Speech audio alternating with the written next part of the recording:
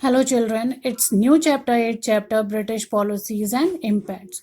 The main motive of the Britishers was to gain more and more profit for themselves, and for this purpose only they transformed the Indian society and economy, as well as they introduced new transport and communication. And the Britishers changed the prevalent economic policies in India to promote their own economic interest. These policies, however, brought about many changes in agriculture, industry, and trade in India. Britishers introduced the new land revenue system. They started collecting revenue in form of money and they continued to increase the amount of revenue. They made several revenue systems to increase their profit. Some of the revenue systems were permanent settlement, Mahalvari settlement, and the Riotwari system. Permanent settlement. Lord Cornwallis introduced this in Bengal and Bihar in 1793.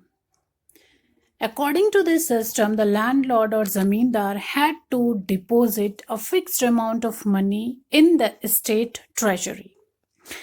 In return for this, they were recognized as hereditary owners of the land. Means zamindar became the landowners. And the farmer, the real owners, they were mere tenants. This revenue made the British financially secure and made the zamindar the owner of the land.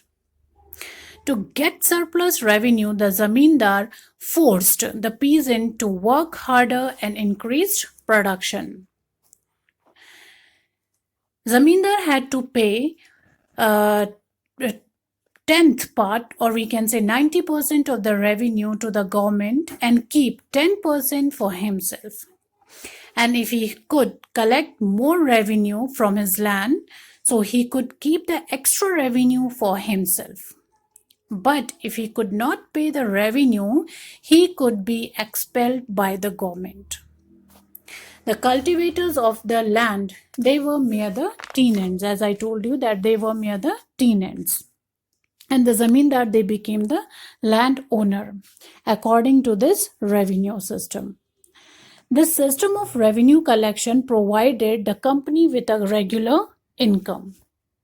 It also created a new social class of landlords who were loyal to the British. The peasants suffered under this arrangement. They were reduced to the status of only tenants. They were oppressed, forced to pay more revenue, and were evicted from the land if they could not pay the revenue. Next system is Mahalvari System. This was introduced by the British in the northwestern region of Punjab, the Ganga Valley, and the central parts of India in 1822. The owners of a mahal or estate, which may be a village or a group of villagers, were to pay a sum of revenue to the British. The peasants received no favor in return. The village or mahal was made the unit for the revenue settlement. For just and proper settlement, the village land was inspected and surveyed and record of the right of land. Next system is Riotwari Settlement. This was introduced in the 19th century in many parts of Bombay and Madras presidencies. Here the land revenue was imposed directly on the ryots, the individual cultivators who worked on the land. A peasant was recognized as the owner of the land as long as he pays the revenue. And even the revenue to be paid by the cultivator depended upon the quality of the land and the crops produced. The land revenue was fixed as 50% of rental for a maximum period of 30 years.